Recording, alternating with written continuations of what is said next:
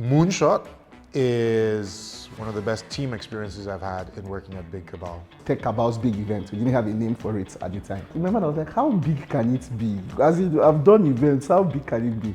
I'll be honest, my first thought was, Tamara is at it again. Is this the one that's going to sink the company and send us all home? Every once in a while, you're like, is this the big mistake? You know, that's going to get me drawn up at my board meeting. Hello, everyone, and welcome to Moonshot by Techcabal. 2, 1, 0. All engine running. Techcabal has done the Future of Commerce conference 2 years in a row. It was a flagship conference, and as we were planning to do it again in 2023, I got this challenge by Oo Nwoye. Shout out to Oo. Oo pointed out that there was not a West African and certainly not a Nigerian equivalent of sort of the big tech conferences that there are in East, West, and North Africa. And he pointed out that Techcabal was probably the best positioned media brand to pull this off. It was clear that people wanted something bigger, not just something focused on a specific sector, a particular sector. Then we started playing around with, okay, what should we do? What should we? I think we first said, what should we call it? When we were thinking about the name, we had the option of following the convention: Africa Tech Summit, Africa Tech Festival, Africa Tech Lagos. And our first name was actually A-Tech Lagos. We had a good conversation with some more experienced friends who had done this, and they're like, you're just gonna be sending a bunch of SEO to other conferences, like build something unique. So it's a long ideation process, like the whole team really got in on it. And somewhere along the line, we kind of agreed that our brand would have to be present. So it would have to be by Techcabal, whatever it is that we were doing. And we came up with a whole bunch of names. And then Moonshot came as a suggestion. And I think everyone loved it from jump. Everybody really liked it. It was Moonshot by Techcabal, and it had a nice ring to it. We know what a moonshot is. So when you talk about like moonshot ideas, it's almost like you're describing very lofty, impossible ideas. You know, something like landing on the moon, was thought of as a moonshot idea at the time where it was being discussed. There was some pushback externally, which was, doesn't that mean it's just a long shot?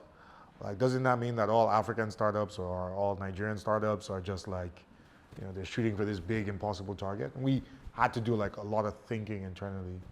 And we kind of came up with the framing that in Africa, a moonshot is a big, ambitious attempt to apply innovation to solve fundamental African problems. We've made X plans, now we need to 10X or even 20X those plans, right? So at first, I'm like, this is interesting, I love it. Maybe we should do it next year. But when we had meetings and like I was sold on the vision, I'm like, yeah, this is something that's possible.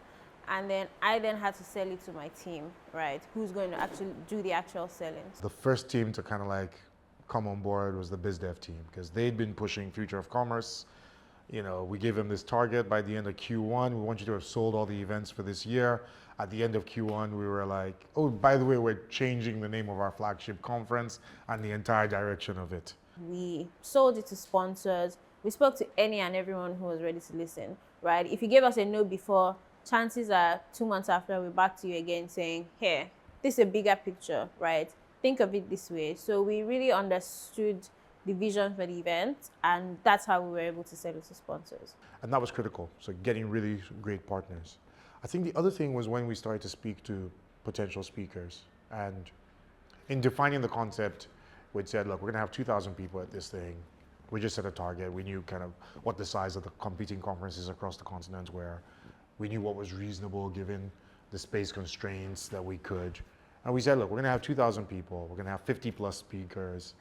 And then we started speaking to the speakers. But the quality of the speakers was just getting more and more impressive. I think a particularly big one was when we asked the new Minister of Comms, Innovation and Digital to speak. We sent him his invite, I think the day before his position was announced.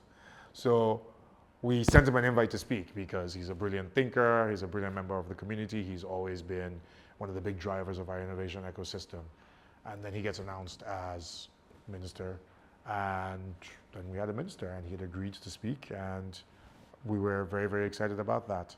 I think the startup ecosystem must be audacious. We shouldn't be shy. So the opportunities are there, but you have to be audacious about that opportunity and take the blueprint, understand it, and participate. Don't stay back.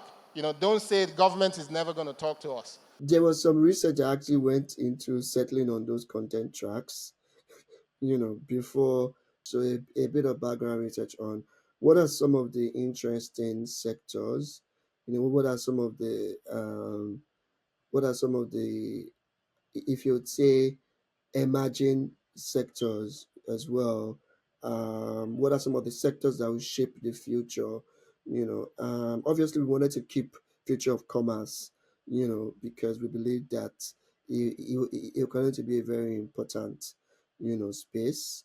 But also, we wanted something that would cater to everyone, really. We just really wanted something that will stay true to Techcabal's ethos of everyone is invited.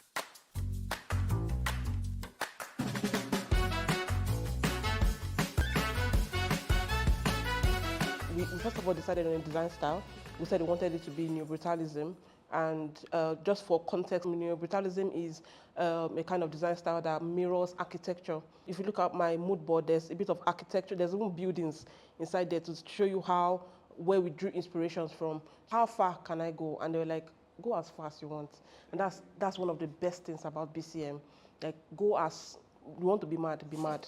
So I created a mood board. I had all sorts of designs, neo-brutalism, even the one that is a little bit outside, what kind of looks like neo-brutalism. So I created, put everything like that together, built on what Osaza had already created, which is the color palette and, all those shapes and all of that. And then, we took it from there. We knew we wanted to do it big.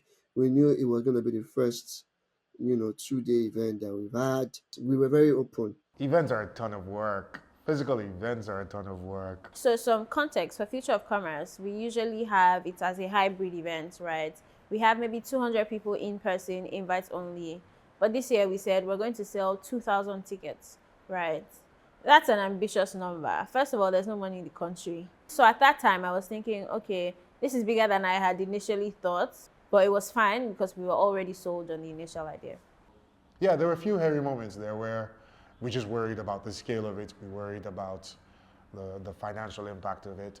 But then once the flywheel started to go and people got really excited about it, and internally we got really excited about it, then we just stepped up to deliver. One of the things we were key on was the experience. How do people? I remember telling Ada during one of our recce's that I want people to enter here and just go, wow.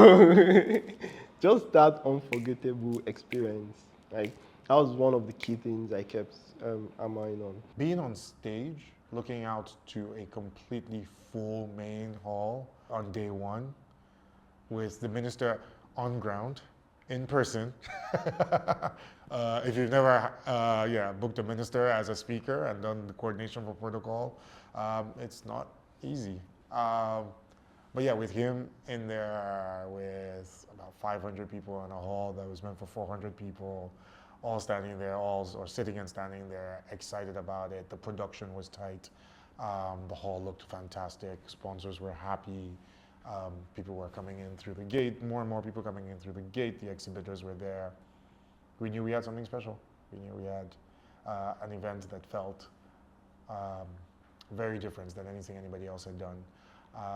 And yeah, I think the quality of the speakers, the quality of the audience, and the quality of the event that we delivered, all of that let me know this was good. That it was really beyond like an event. It was more of like a platform. It was more of like a channel to create change, to build radical solutions to some of the challenges that we face as a continent. Moonshot really is just a way of life. Even the entire idea of the concept, everything that we did was us shooting for the moon. Yeah. And so everything that we have to do needs to just carry out that language across. So any project you want to do, get the right team. We are fortunate in Big Cabal Media to have a team of diverse individuals and everybody working together for each other to make sure that we always achieve our goals. Moonshot 2023 was big.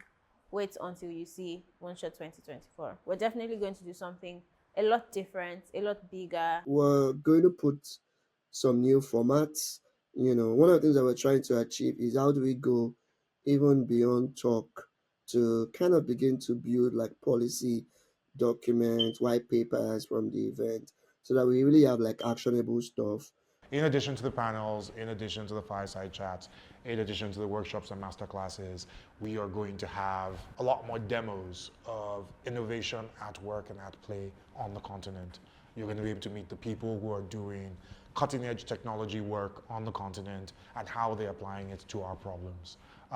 We are going to bring a much bigger slate of Pan-African speakers for next year. We want innovators from across the continent. We want the funders who are taking the biggest bets from across the continent and across the globe. I must say, and across the globe, because African innovation is funded both on the continent and globally. So we'll be bringing, more of the investors who make African tech move from across the continent and across the world. And I think all in all, we're going to have you and more of you, the audience, who are, again, some of the people who make Africa's tech ecosystem move and make it grow. And I'm really excited to see you all.